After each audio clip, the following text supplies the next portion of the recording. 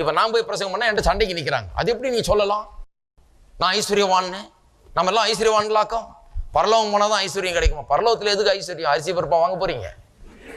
ஐஸ்வர்யமே தேவையில்லை பரலோகத்துல. இங்கதான் ஐஸ்வர்யம் தேவை. இப்ப பாருங்க, இந்த அரண்னை உடைக்கிறதுனா எவ்வளவு பெரிய கஷ்டமா இருக்குதுன்னு.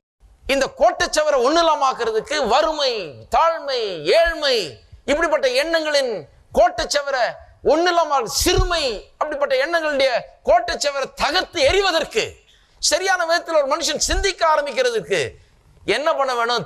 தேவனுடைய வார்த்தை தான் அங்கே உதவுகிறது.